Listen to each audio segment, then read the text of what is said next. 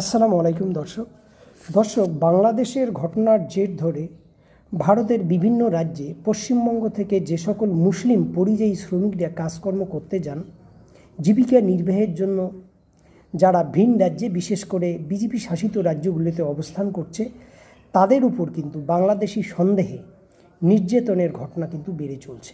দর্শক, আপনারা জানেন বাংলাদেশে 5 আগস্টের পর সংখ্যালঘুদের উপর কতটা নির্যাতন হয়েছে, কতটা নির্যাতন হয়নি, এ নিয়ে যখন ভারতের কিছু গণমাধ্যম এবং আওয়ামী লীগপন্থী কিছু লোকজন যখন এটা নিয়ে ব্যাপক প্রচার শুরু করলো, তখন কিন্তু বিবিসি এবং আল জাজিরা তাদের অনুসন্ধানী যে রিপোর্ট, সেই রিপোর্ট প্রকাশ করে বলেছে যে বাংলাদেশে হিন্দুদের উপর আক্রমণ নির্যাতনের যে ঘটনাগুলো বিভিন্নভাবে সোশ্যাল মিডিয়ায় প্রচার হয়েছে, তার সিংহভাগ হচ্ছে মিথ্যা এবং গুজব।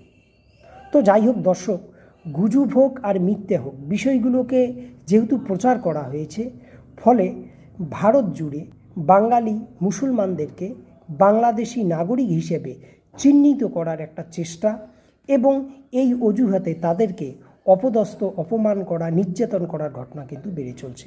দর্শক, আপনারা জানেন পশ্চিমবঙ্গে জনগণের প্রায় 30% হচ্ছে মুসলমান সম্প্রদায়ের মানুষ এবং এই সম্প্রদায়টি অত্যন্ত প্রান্তিক একটি সম্প্রদায়। আর্থিক অবস্থার দিক থেকে এরা যথেষ্ট দুর্বল।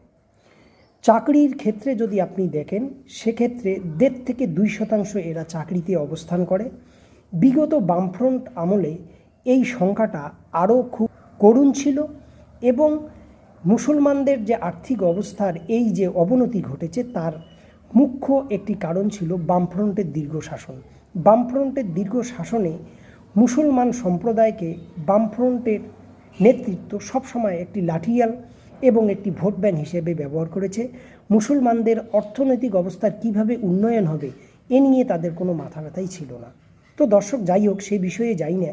এই যে পিছিয়ে পড়া জনগোষ্ঠী আজকে পশ্চিমবঙ্গ থেকে যে সকল শ্রমিক ভিন রাজ্যে বা ভিন দেশে কাজকর্মের জন্য যায়, তাদের 70 থেকে 80% বা তারও বেশি সংখ্যক হচ্ছে মুসলমান সম্প্রদায়ের জনগণ।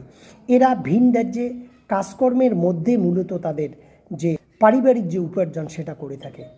বাইরের রাজ্যে গিয়ে এরা যেমন বিভিন্ন ধরনের ছোটোখাটো ব্যবসা করে, তার সঙ্গে নির্মাণ শ্রমিক হিসেবে তারা কাজ করে।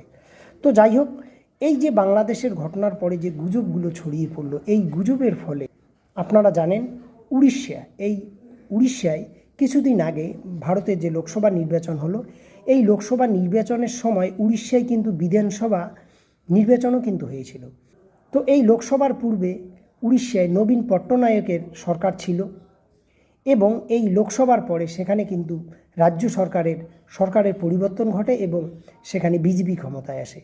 তো আপনারা জানেন যে রাজ্যে বিজেপি সরকার ক্ষমতায় আসে, সেই রাজ্যগুলোতে অপেক্ষাকৃত মুসলমানদের উপর জুলুম নির্যাতনটা কিছুটা হলেও কিন্তু বেশি হয়।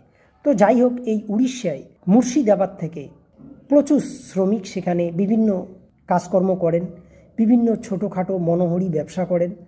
তো যেহেতু তারা বাঙালি এবং ধর্মীয়ভাবে তারা মুসলমান, তাদেরকে সেখানকার কিছু উচ্ছৃঙ্খল হিন্দু জনগণ তাদেরকে ধরে তাদের পরিচয় জানতে চাইছে, যে তারা কোথাকার মানুষ, তাদের আধার কার্ড আছে কিনা, তাদের ভোটের আইডেন্টি কার্ড আছে কিনা।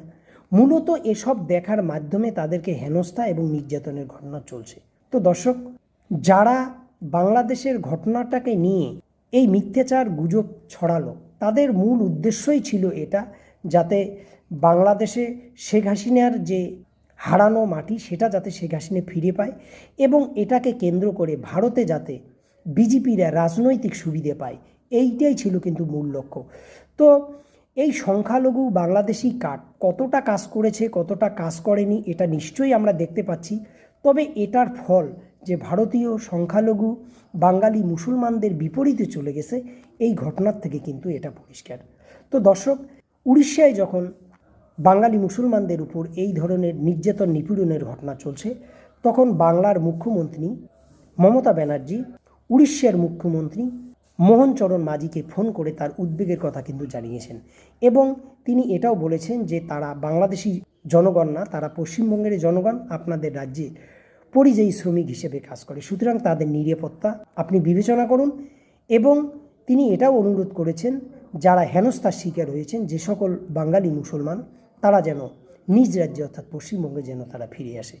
এবং এই ঘটনাকে কেন্দ্র করে মুর্শিদাবাদের বহরমপুরের সাবেক সাংসদ এবং কংগ্রেস নেতা অধীর রঞ্জন চৌধুরীও কিন্তু উদ্বেগ প্রকাশ করেছেন।